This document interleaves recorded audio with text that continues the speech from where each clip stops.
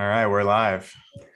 Hello, everybody. Welcome to this week's Baseline Show. It is Wednesday, April 13th, and we have Ted Jones from Red Hat here with us today to talk with the team from Provide about synchronizing Red Hat with SAP. We also have our live studio audience with our normal community members, core devs, some others, representation from a few different companies here today. It's super exciting and looking forward to this discussion here and finding out what's happening at Red Hat. So I will hand over to you, Kyle, to kick us off and get us started. Thank you so much. Thank you. And thanks for having us, as always. We're super excited to share some updates today related to some work we've been doing with Red Hat and TED related to SAP. So I guess we could sort of tell how this all got started. We had the great opportunity to present at the Red Hat Community of Practice. Ted, and if you want to add to this a little bit, feel free to jump in. But we showed a proof of concept related to SAP, and in the context of the OpenShift platform at Red Hat and the OData standard, which is also an Oasis standard, which will be very interesting in the context of the upcoming PRVD Oasis project. Ted, would you like to add anything there to that?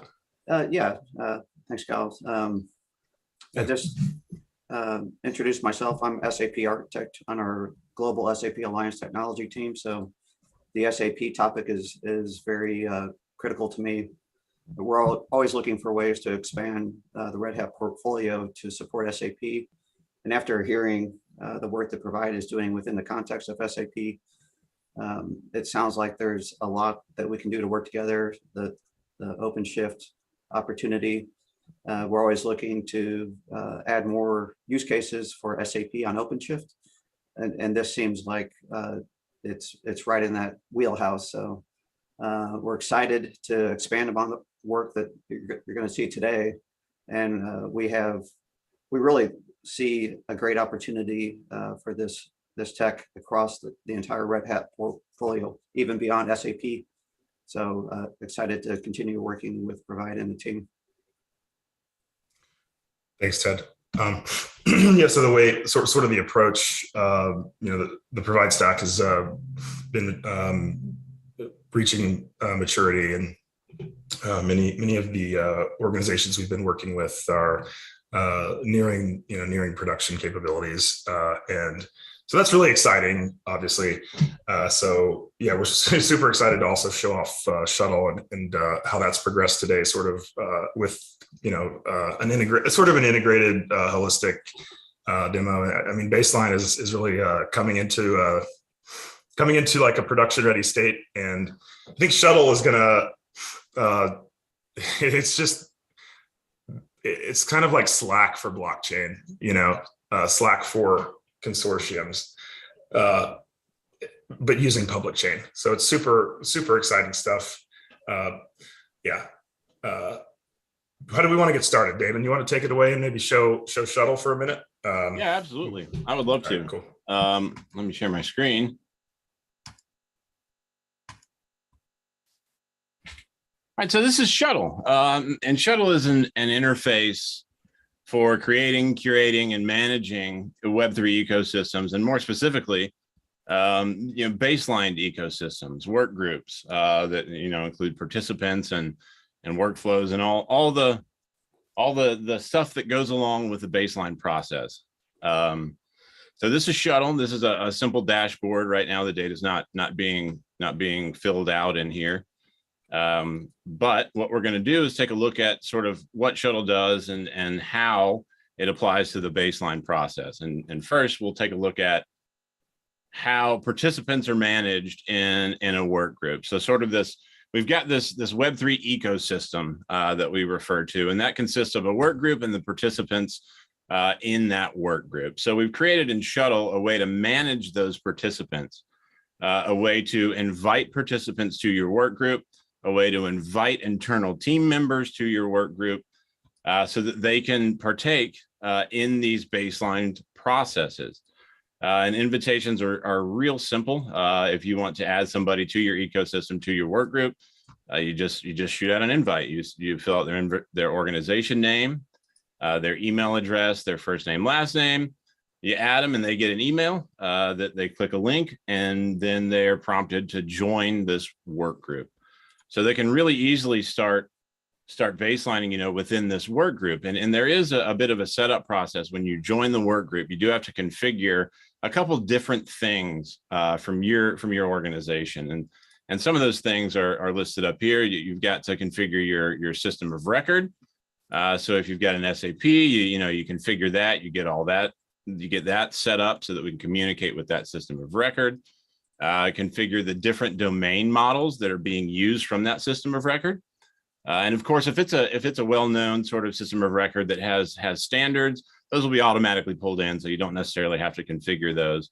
But if it's a customized, say, SAP instance, and you have domain models that aren't necessarily the standard, you can very easily add those so that you can correlate these records with other participants in the baseline work group. And that ties in really nicely with the work we've been doing with Excel, because then on the Excel side, you can map, just easily set up a mapping.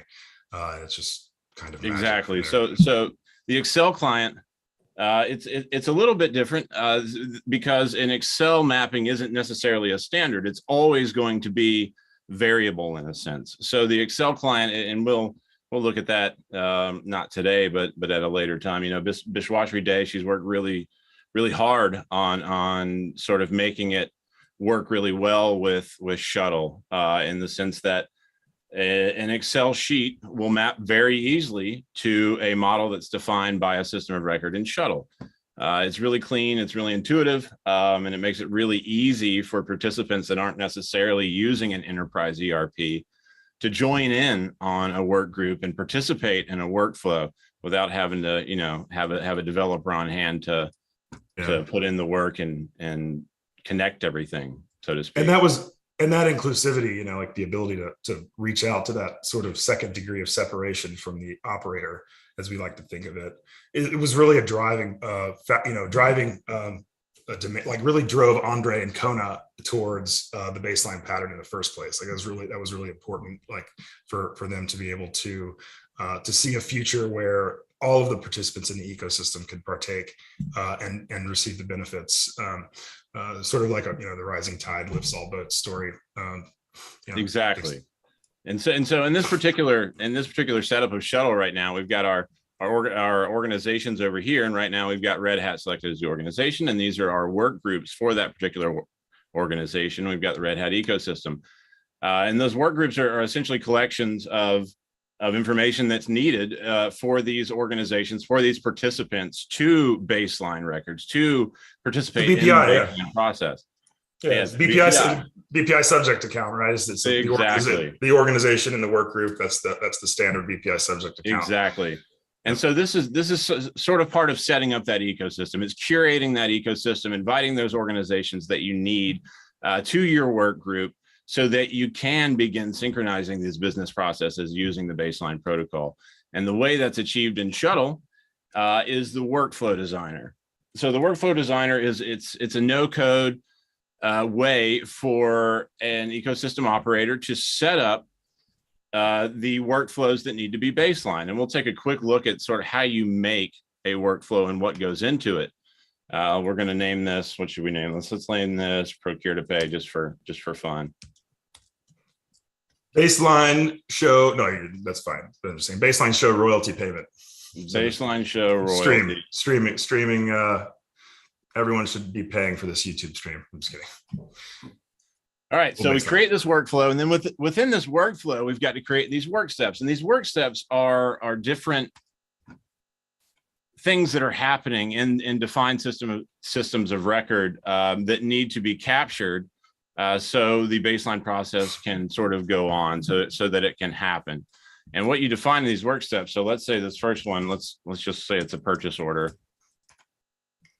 You can give it a description if you'd like. Purchase order coming. And the circuit, that's going to be the prover that's used to sort of validate this work step. Requiring finality, if that is checked, then that means that the proof that comes out of this work step will be deposited to a configured network. We're not going to check that on this one. And then the domain model that you're going to pick, the particular domain model that will serve as a trigger to this work step, that will actually fire this work step off when this particular domain model is changed in a participant system of record. So we've got purchase order. Let's say that this is going to be a purchase order coming out of SAP.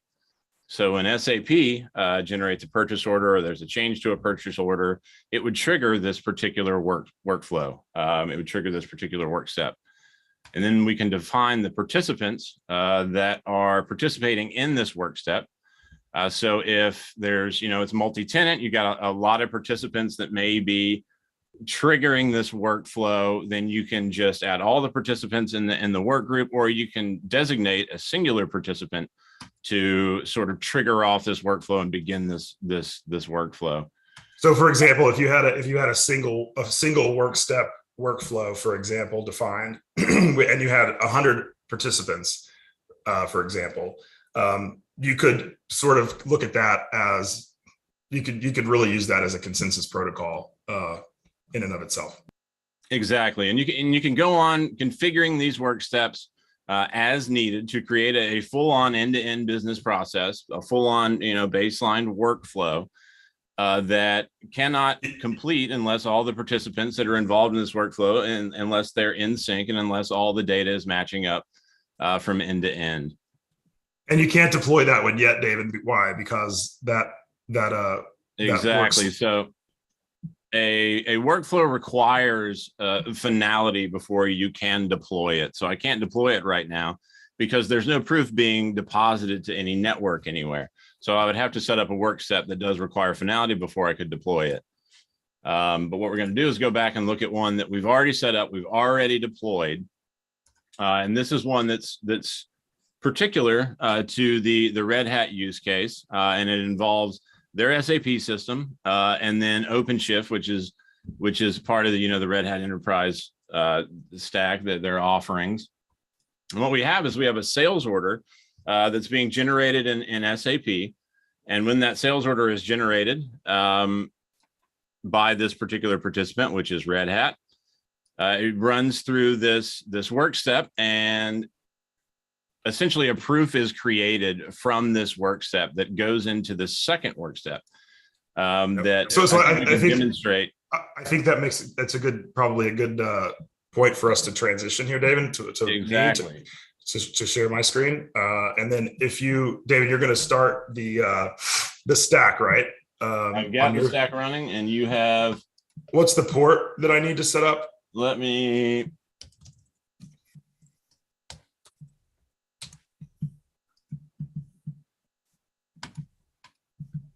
One second.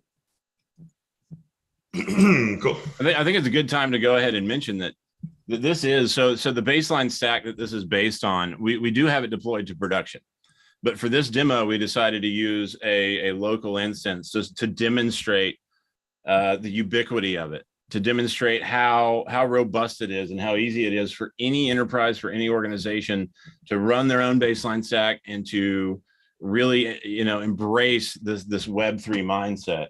Yeah, exactly. It's like production is only, what does that mean? Every organization needs to be able, in a distributed system like this, to be able to deploy the stack and not depend on a central party. Excel users, yeah, sure. Like they might leverage provides commercial deployment, like that instance, that BPI instance. But everyone has to can run a BPI instance, and those BPI instance, each BPI instance rather, can and is capable of being networked to the rest of them in the network. So cool, thanks, David. So you sent me what port is it? So what I'm going to show here really quickly is I mentioned earlier we presented at the SAP Community of Practice, and so we called this a little POC initially, which we've adapted and expanded a little bit further for today. The Red Hat SAP COP, well, it was COP for the first demo, but now it's COP because it's kind of what it's doing. It's essentially an event-driven. It's using the OData. It's using the OData standard to and to expose an event-driven service, an event-driven architecture for SAP changes essentially within SAP systems. And so what we'll see here, and so essentially, if we were at Red Hat, we want to implement that workflow that David just showed you. You would essentially run this code, and this is the parameterization essentially that you need, right? And so what I need to do, I think, is I need to set up this port. What was the port, David? You just set up. It's going to be 44943. So, you see some credentials here. This is a refresh token, workgroup ID, workflow ID, and that matches the workflow that David showed that's deployed there. And this is the Red Hat organization ID, which this is actually, thanks to the Spruce ID work, that will very soon become that'll become a DID instead of just a UUID, which really expands the possibilities here. For resolving all sorts of different just decentralized identity from different VC issuers, and et cetera. And that's all baked into IDENT. Okay, so that I got that right, 44943. Yeah, looks like it. And so what Kyle just mentioned, deployed. When you deploy this workflow, essentially what's happening is the work steps that you've defined. There are triggers that are listening for these events to occur. So we define that domain model, and there's this trigger out there that's just listening for this call from SAP for a change in this domain model to occur. And that's where we are now. We're essentially waiting for something to happen in this SAP system. Oh yeah, absolutely. Sorry, David. I spoke out of turn. So what I want to do is run this code. And what it's going to do is going to authorize, it's going to get a new access token for the org. And it's going to establish a connection with the OData endpoint that has been configured. And it's just going to pull, right, currently. And it's as stuff happens, it marshals out the changes. So what we're going to I'm going to turn it over to Ted now. So what you'll be able to see here, let me minimize this. So what we've got here is, David, you've got the workflow up. Yep. All right. I'm going to put this down here because it's not as important. That's pretty. I would say that's a bit of low code functionality. And then I'm going to put this window there, and then I'm going to give it. Okay. Can everyone see this pretty? Here, let me do this maybe a little bigger. Can everyone see this fairly well? What's that, John? Sorry. That was fine. Okay, cool. Sounds good. All right. Can everyone see the SAP window as well? Yes. Okay, Ted, go right ahead. Ted, you're on mute. You're on mute. Trying to find the window. Oh, you're good. Gotta love Zoom. Yeah. Yeah, Zoom definitely hinds it on you sometimes. Yeah, so just to kind of help follow the bouncing balls, we're using an SAP system that's part of ES5, which is from the SAP Developer Center.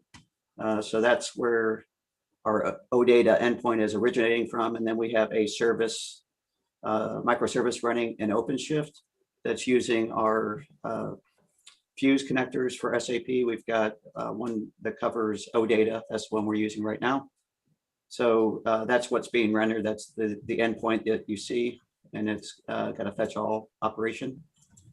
So when I go to ES5 and create a new sales order, I will enter that in there. We'll just say, we'll make it today. And I'll go ahead and save that off, and then we should see the change come through on Kyle's side. There it is. And now, so what's there you go. There's shuttle integrated. So what's the ID there, David? There you go. All right, cool. So that's generated a proof. Essentially, the baseline process has been followed. The data that's coming from this SAP has run through this work step that we've created And a zero knowledge proof has been generated, and that's kind of what we're seeing here in this console log here. So that proof will become a recursive proof and public input into the next work step. Exactly. And once, yeah, exactly. And so then, and also that these proofs are using the provide stack can be broadcast to a configured intermediary network where those proofs can then be aggregated based on time and potentially monetary value in the aggregate, and rolled up before being deposited on Polygon or another EVM compatible compliant network. Sorry, Ted, Kyle, I've got a question on that. And we're depositing proofs on Polygon as well, or actually we're not. We're putting those on IPFS for tree trunk. .io, but because our application, that makes sense, right? It's NFTs. But we've been looking at the size of our IT stack environment when it comes to like proof carrying data, especially when it gets into recursion. So recursive proofs, proof carrying data can get pretty big. Absolutely. How are you guys managing that, and where is it going, and how are you maintaining affordability and performance? Yeah, so I mean, storage is pretty cheap, but yeah, the in memory considerations are considerable, so the enterprise, you don't really want the enterprise to have to deal with that, and so that's sort of where delegating, and that's sort of where the provide network is sort of going to fit in.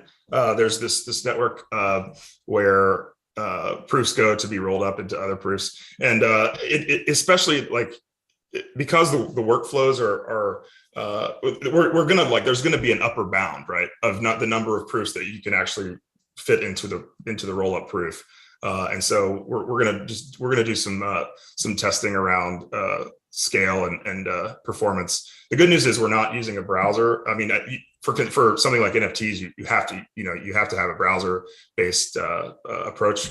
But at the end of the day, that's where provide privacy can be horizontally scaled as well. So it's sort of like the energy intense mining that you have with proof of work. It's not even going to pale in comparison. It'll be, it's just going to be like nothing compared to that in terms of the network expending like GPU resources to handle some of that scaling. Sounds like a job for OpenShift. Ted, is that where like Red Hat can go into these kinds of, I mean, regardless of blockchain or anything else? I mean, we're seeing that Deloitte just came out yesterday with a really interesting report about the top 7 trends of 2022, and right at top was multi-party data and compute.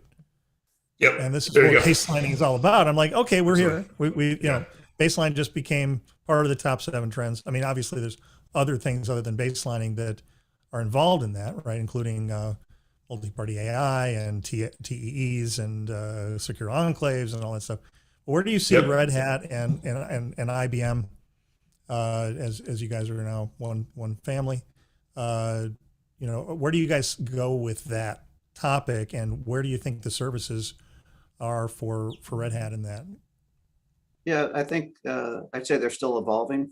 The work that we've done with Provide has kind of kicked off an internal discussion. So yeah, and then IBM has to be on board as well, as we are part of IBM. So it's a big discussion. Hey, boss, right, Jerry Cuomo, get on it. Talk to Ted. Be nice. Yeah, but yeah. So Arvind, give Ted a call right now. Sorry. Yeah, there's a huge opportunity here, and those of us that have been working with the Provide team are really excited about it, and it's just an internal discussion. It's evolving, like I said, but huge potential, and I'm personally very excited. Well, seriously, give me a call if you need help. There's a long history of conflicted emotions about blockchain at Big Blue and other companies. And I think that what's really the reason why I'm sure our friends at SAP are involved and others is, and why it's growing so much is it's not about blockchain anymore, right? It's about InfoSec Exactly. and multi-party compute. And if you put some proofs on a blockchain, that's a decision for a second line developer in the middle of the project. It's not a C-level conversation anymore, right? Yeah, and especially when irrelevant. you actually put a service boundary between the thing that the enterprises need to run, which is like the BPI, and the network that even stores the proofs, you sort of abstract away, or you separate the concerns at least with regards to where you even have to put those, and then you have to have agreement, of course, within your ecosystems. But yeah, I mean, it's really a sad thing that we've wasted years. And I mean years, like 3-5 years of stupid wasted time on the enterprise side, thinking that blockchains are fancy databases, which was wrong. And on the other side, thinking that there was no use or conflating this idea of baselining or multi-party data under zero knowledge with the idea that we're getting into bed with cryptocurrency people. It's got to stop. Boundary. All right. It's got to stop. There is no conflation. There are companies in the business that have tokens and have a bunch of rabid cryptocurrency people. Sorry, rabid cryptocurrency people. We love you. But and that's where a good governance token, not to be a rabid cryptocurrency person myself, but that's where governance comes in. You have a token. Oh God. Everybody's it's to protect the enterprise though. It's for the enterprise. Oh yes. For the children, the innocent children. Right. All right. Okay. I'm done. Before we move on, I want to point out, we just use a low-code designer to baseline a record automatically from SAP. And hey, Ted, would you like to do another? We want to do another update, It's incredible. Yeah, it's pretty cool. Yeah, well said, Damon. That is pretty cool. I mean, I gotta say. I'll add a line item to the sales order. Find the product. Let's go with this one. And save that off. And that should come through. Yep. On Kyle's side. Yeah, forget the interval. There it is. And great work, David. There she blows. Nicely done. There it is. There's the proof in that one. And proof's in the pudding. Proofs in the pudding. And obviously from this, we can create far more complicated, workflows that do a lot more. Like this particular workflow would, monitor for storage capacity. And as the threshold is reached, the process sort of automatically kicks off to expand it for this particular customer. And there's just endless use cases. There really is endless use cases. Yeah. Come check out PRVD Oasis, or as we like to call it, Provide Oasis, but it's really, PRVD Oasis. That's going to be a very, friendly project to the EA community projects under the Oasis umbrella. And we're going to continue to invest in baseline and the standard, and give organizations a safe place to come and govern and contribute to the only enterprise implementation at this moment. So thanks again for having us. Yeah, today. Thank you. Just want to expand very quickly on that. So David, you showed like a more in-depth workflow there. We've had a number of ongoing conversations around where this applies in the context of Red Hat and across SAP as well. We've started to look more deeply into like advanced cluster deployments. That was what we, very briefly highlighted there. But but we're excited about, where we see these use cases permeating to, especially in ones that we haven't necessarily walked down the path of baselining and effectively doing the synchronization for yet. And more comprehensively, we're looking at, doing it with Red Hat in the context of advanced cluster management and spanning across the Red Hat OpenShift platform, which we're really excited about. There's also some really awesome cybersecurity opportunities on the telco side that we're sort of investigating. I mean, this is with Red Hat, as well. I think super awesome to work with Red Hat. It has always been part of the vision. Like, oh man, it'd be great to work with Red Hat. Here we are, and it's super cool. So we got thanks a a lot. Questions thanks a lot. Thanks a lot, Ted. I'm sorry, John. No worries. Hey, Ted. we got a couple of questions from the YouTube community. I'll put one up on. Whoops. Yeah, not sure. One is that apparently we have failed. Boring is the new exciting. So this one isn't boring.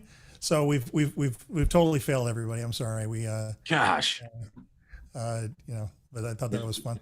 And then another question was, whoops. Only the enterprise implementation. Is this true? Maybe somebody can comment on that. Yes. Kyle, you want to elaborate on what you meant by that? Yeah. So the provide stack is the only current enterprise implementation that has legs at the moment, and you have like a couple of other. So Base Ledger is not an implementation of the baseline protocol standard at this moment. It is a place where you can store proofs, and so you could actually configure the provide stack if you wanted to with Base Ledger. That's where that service boundary is, where the proofs have come into provide privacy, and they're already resident in a few different Merkle tree representations within that persistence layer across the ecosystems. They're using the stack, and if you wanted to, you could broadcast those proofs to other networks other than provide network. We just think that's a good place to put them, but that's Cal, could you talk Mind more you, about which that? is all configurable in Shuttle. It's directly configurable in Shuttle, those networks. So you mentioned provide privacy and provide, the question I've got is I know your stuff is open source, but in particular, could talk more about how a work group of identified parties, right? So I want to do procurement between Red Hat and my cement company, right, or whatever. My cement company is using Red Hat for our systems, and I want to do some procurement. And I'm using Microsoft Dynamics, and Red Hat is using SAP or what have you. Where is this is definitely Ted at Red Hat, and I'm definitely me at the cement company. And where does that go? And is that on a provide system, at least for now, or is it out there on something that's more? It's distributed. It's not decentralized yet because there's not enough critical mass to call it that. It is distributed though, and it has the potential. Provided system though. No, it is not. There's no dependency on any provide commercial wares that you need to run when you run the. Okay, cool. So tell us more about how that works. Yeah. What do people need to do to work with that open system, and where is it, and how do you get on it? Yeah, so currently it's in our GitHub, but I would make sure everyone's aware that we've committed to and are contributing that, or even you could look at it as donating that advanced distributed systems architecture to Oasis in a new open project that is, again, very, very, very friendly, obviously, with the EA community projects and Baseline. And that project is called the Provide Oasis project, open project, PRVD Oasis. Cool. And I'm interested in why you chose Provide over, say, Apache or one of the other. No. You mean Oasis? So we chose Oasis. Oasis. Yeah, we chose Oasis because, well, I can answer that too. I mean, it's just we've been working within that framework, and it's very familiar to the community already. And so from an onboarding perspective, and it makes a lot of sense. So I think that's it. I'm familiar with it, comfortable with it. Oasis is great, and like I said, it's very friendly with EA community projects. So it seems like a smart play to cross pollinate those those efforts in the community. Yeah. That makes a lot of sense. Cool. And then so to get involved with that, I mean, that we're talking with a lot of amazing organizations, and many of which are part of the community, and new ones as well from the Web3 space. And for example, Synadia, the commercial entity that's behind Nats, is going to be one of the founding members of the PGB of that project. We've been working closely with Oasis, going through sort of the final preparations for finalizing the charter. We received a lot of really cool feedback from the folks that have reviewed that, within OASIS. And we've sort of adopted all of those recommendations and are super excited for sort of finalizing that initial, really, it's going to be a really hard hitting list. It appears in terms of who will be on that founding PGB. And yeah, we're just excited for it to cross pollinate with EEA community projects and baseline, and that's where the code's going to live. And that will be licensed under Apache 2, an Apache 2 license. Cool, but could you say more about that's the open sourciness of it, but what is the implementation layer, and where is that run? Is that kind of on a chain of some kind, or is it on what do I have to comply with to be a company that is identified to other companies in this way? Oh yeah. So currently we're using the pattern that's as evidenced in the BRI1 reference implementation in baseline. So it's the Ethereum public blockchain, where you have a phone book. Nothing's changed. That's where you're registered if you want to participate. And beyond that, though, really nothing has to go on chain. And then you can use Shuttle as just a very simple way to access, the stack and use it. And that's obviously, so provides only commercial play is Shuttle, right? And potentially by extension, there's some payments, onboarding stuff that we're working on, as well, to make it easy for once you've been able to access this tech very easily, to be able to become involved with DeFi lending protocols. And essentially remove the barrier to entry for enterprises to use fiat and not have to hold cryptocurrency. And then to the asset tokenization of the process itself.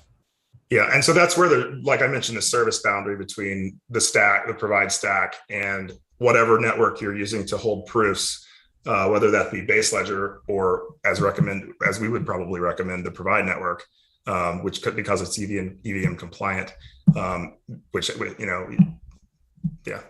stop there. Did that answer the question? Yeah. Cool.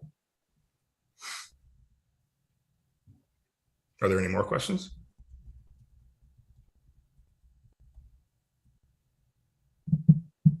Any other points to make, Ted, or any other feedback? Not to put you on the spot, but want to make sure to. Just want to reiterate how exciting this technology is. That the use cases are endless. It's really, you're limited by your own imagination. So, and we've got a great imagination at Red Hat. So, yes, you do. A lot of great minds. Which ironically, kind of what you just said, that limited by your own imagination, that was a problem with blockchain in the beginning, because everyone was trying to tackle everything, and the baseline protocol sort of made that into a process where you could tackle everything using blockchain in a way that makes sense and in a way that wasn't overwhelming. So I think that's, you can use blockchain in almost everything if you ask it to do almost nothing. Exactly. You don't want to do it. Yeah. But if you do that, then there's extraordinary power to be harnessed. Exactly. Baseline, Red Hat, IBM, making boring old IT exciting again. I got to tell you. You forgot provide. I still bleed blue. I'm still a blue-blooded IBMer and always will be. 3-time IBMer, I don't think they're going to let me back 4 times, but who knows? Arvin?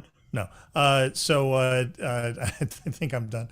But I still love IBM, and I used to get so amused when people, like startups in the Valley would be like, "We're doing moonshots," and I'm like, dude, we put people on the moon, the actual moon, right? That's exciting. That's the moonshot. Go IBM, go Red Hat, go Blue Hat. To the moon. Simulator. There's a simulator online where you can play with the Apollo computers made by IBM. It's pretty cool. In case you get bored. That is cool. Yeah. They were exciting, steely-eyed missile men. Yeah. And women. Very good. Well, this has been a great time today. And I think we should also say that Shuttle right now, it's not really to production, but soon very soon it will be, and it'll be available free to use. with some limitations built in, but anybody can go on and use it and play with it and figure out how to do this on their own. Absolutely. Yep. The easy button is coming for sure. Yep. It's hard to make an easy button that's good. It's very hard. It's kind of ironic. Makes sense though. Thank I you. used to make fun of you for that, but it's definitely getting easier. I'm sorry, so I'll go ahead. No, it's okay. But, I mean, I was going to ask if there's any other questions from the group here for Provide or for Red Hat. Ted, thanks a lot, man. Had a good All time. right. Yeah, thank you. Thanks, John. Thanks so Yes, much. thank you so much for joining us. Absolutely. Anytime. All right. Cheers. Baseline.